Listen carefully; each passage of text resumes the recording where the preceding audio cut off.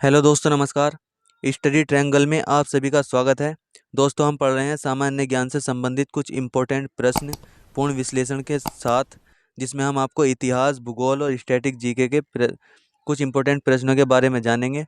और जी हाँ दोस्तों, अगर आप भी किसी भी परीक्षा की तैयारी कर रहे हो, जैसे एसएससी जीडी या यूपी पुलिस या एसएससी सीएचएल, मतलब किसी भी आप परीक्षा की तैयारी कर रहे हैं जिसमें सामान्य ज्ञान, इतिहास, भूगोल, ज्योग्राफी या इनसे संबंधित प्रश्न आते हैं, तो ये क्लास आपके लिए बहुत ज़्यादा ज़रूरी है। तो आज की हमारी क्लास है क्लास नंबर 4। तो चलिए स्टार्ट करते हैं। पहला प्रश्न आपके सामने, निम्न में से किस शहर को झीलों की नगरी कहते हैं? जी हाँ दोस्तों, आपको बताना है। जो आपके ऑप्शन दिए हुए हैं, इन चारों शहरों में से किस शहर को झीलों की नगरी के नाम से जानते हैं?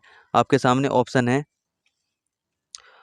है जयपुर, उदयपुर, नैनीताल या वाराणसी। तो बताइए इसका सही आंसर क्या हो जाएगा?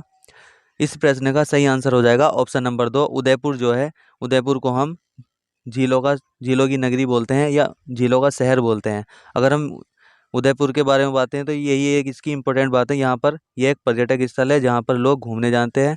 अगर हम ऑप्शन नंबर 1 की बात करें, जयपुर, जयपुर को राजस्थान की राजधानी। जी हाँ दोस्तों, जयपुर जो है राजस्थान की राजधानी है। जयपुर राजस्थान का सबसे बड़ा शहर भी है। जयपुर को पिंक सिटी या गुलाबी नगर भी कहा जाता है। इसको सबसे पहले स्टैनली रीड ने पिंक सिटी बोला था। सबसे पहले किसने बोला था? स्टैनली रीड ने पिंक सिटी बोला था। जयपुर की स्थापना आमेर के महाराजा राजा जयसिंह सवाई ने की थी। जहाँ दोस्तों, मैंने आपको अपनी पिछली कक्षा में भी इसको बता दिया कि जयपुर की स्थापना किसने की थी। जो आमेर के महाराजा था सवाई जयसिंह, इसने की थी। और यूनेस्को द्वारा जुलाई सन 2019 में जयपुर को वर्ल्ड हेरिटेज सिटी का दर्जा दिया गया। जी हाँ दोस्तों, यूनेस्को द्वारा जयपुर को सन 2019 में वर्ल्ड हेरिटेज सिटी की सूची में शामिल कर लिया गया। ये आपको याद रखना है। अगर हम नेक्स्ट बात करें, नेक्स्ट प्रश्न क्या है हमारा? नेक्स्ट है, आर्य समाज की स्थापना कब की गई थी? अगर हम आर्य समाज की स्थापना की बात करें तो ये कब की गई थी? तो इसका सही आंसर हो जाएगा ऑप्शन नंबर 1, सन 1875 में आर्य समाज की स्थापना की गई थी। अगर हम आर्य समाज के बारे में और अन्य बातें जाने तो आर्य समाज गिरगांव, मुंबई से शुरुआत हुई इसकी। अगर इसके संस्थापक की बात करें कि इसकी स्थापना किसने की थी, तो स्वामी दयानंद सरस्वती जी ने आर्य समाज की स्थापना की थी। ये आपको याद रखना है। और आर्य समाज और स्वामी दयानंद सरस्वती जी का नारा था, वेदों की ओर लौटो। जी हाँ दोस्तों, बहुत ज़्यादा इंपॉर्टेंट टॉपिक है आर्य समाज से संबंधित। अगर हम स्वामी दयानंद सरस्वती की पुस्तक के बारे में बात करें तो सत्यार्थ प्रकाश इनकी पुस्तक का नाम है। और इनके बचपन का नाम क्या है? मूलशंकर। इनको हम भारत का मार्टिन लूथर भी कहते हैं। जी हाँ दोस्तों, मार्टिन लूथर भी बोलते हैं हम। ये आपको ध्यान रखना है, बहुत ज़्यादा इंपॉर्टेंट टॉपिक है। नेक्स्ट है हमारा, यहाँ पर आप देख सकते हैं स्वामी दयानंद सरस्वती जी को। और आप सोच रहे होंगे यह इनके पास में किसका फोटो है? जी हाँ दोस्तों, आर्य समाज से संबंधित एक और समाज था। ये है पंडिता रमाबाई जी का फोटो। आप देख सकते हैं आर्य महिला समाज, जिसका गठन सन 1883 में हुआ था। पंडिता रमाबाई जी ने किया था। ये आपको ध्यान रखना है, बहुत ज़्यादा इंपॉर्टेंट टॉपिक है। नेक्स्ट है हमारा, वेदों में सबसे प्राचीन वेद कौन सा है? जी हाँ दोस्तों, आपको बताना है जो वेद होते हैं, वेद कितने कितने वेद हैं और सबसे प्राचीन वेद कौन सा है। तो इसका सही आंसर क्या हो जाएगा? ऑप्शन है आपके ऋग्वेद, सामवेद, यजुर्वेद या अथर्ववेद। तो इसका सही आंसर हो जाएगा ऑप्शन नंबर 1। सबसे प्राचीन वेद की अगर हम बात करें तो ऋग्वेद जो है सबसे प्राचीन वेद हो जाएगा। नेक्स्ट है हमारा, अगर हम ऋग्वेद के बारे में और अन्य जानकारी लें तो ऋग्वेद के संकलनकर्ता कौन है?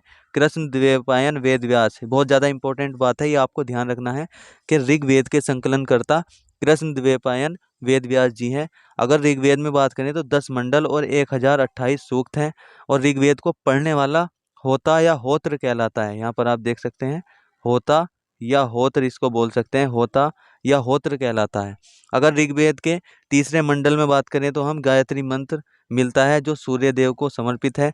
अगर चौथे मंडल की बात करें, ऋग्वेद के चौथे मंडल में कृषि से संबंधित कुछ बातें बताई गई हैं। अगर हम सातवें मंडल की बात करें तो दशराज युग का वर्णन किया गया है।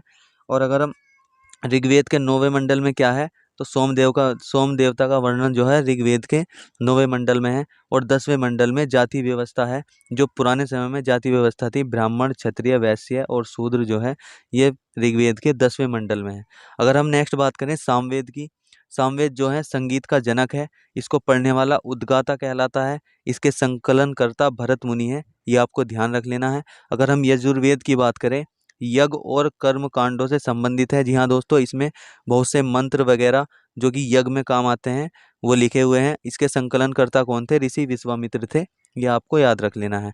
अगर हम अथर्ववेद की बात करें, जिसको हम ब्रह्म वेद भी बोलते हैं, या सबसे नया वेद जो है अथर्ववेद है। इसको हम जादू टोना का वेद भी बोलते हैं। वशीकरण, जादू टोना या औषधियों का वेद जो है अथर्ववेद है।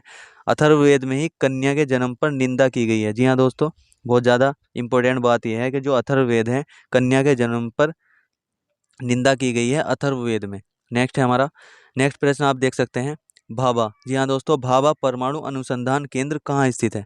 तो बताइए इसका सही आंसर क्या हो जाएगा। जो भारत का परमाणु अनुसंधान केंद्र है, भाभा परमाणु अनुसंधान केंद्र,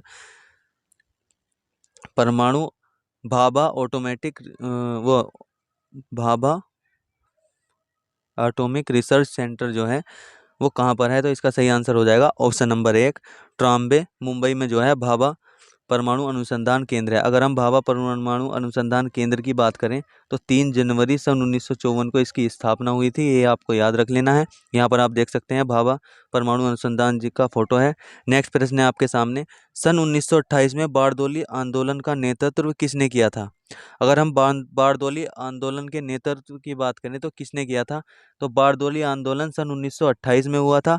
इसका नेतृत्व किया था सरदार वल्लभ भाई पटेल जी ने। इसका सही आंसर हो जाएगा सरदार वल्लभ भाई पटेल। अगर हम सरदार वल्लभ भाई पटेल की बात करें तो बारदौली सत्याग्रह में ही वल्लभ भाई पटेल को सरदार की उपाधि मिली थी। यह आपको ध्यान रखना है। बारदौली सत्याग्रह भारतीय स्वाधीनता संग्राम के दौरान जून 1928 में गुजरात में हुआ। यह एक प्रमुख किसान आंदोलन था। जी हाँ दोस्तों, ये किसान आंदोलन था जो कि भारत का स्वाधीनता संग्राम के दौरान हुआ था। इसका नेतृत्व वल्लभ भाई पटेल ने किया था, जिसमें इनको सरदार की उपाधि मिली थी। नेक्स्ट है हमारा, यहाँ पर आप देख सकते हैं सरदार वल्लभ भाई पटेल जी, और ये यहाँ पर आप देख रहे हैं इनकी मूर्ति है जो कि भारत की सबसे ऊंची मूर्ति है, 182 मीटर की है। स्टैच्यू ऑफ यूनिटी बोलते हैं। गुजरात राज्य में स्थित है। गुजरात राज्य के साधु बेट द्वीप पर स्थित है, नर्मदा नदी के तट पर। तो ये आपको ध्यान रखना है।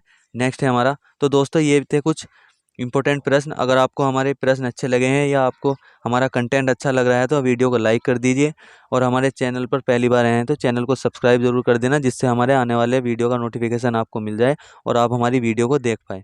तो जय हिंद दोस्तों, धन्यवाद।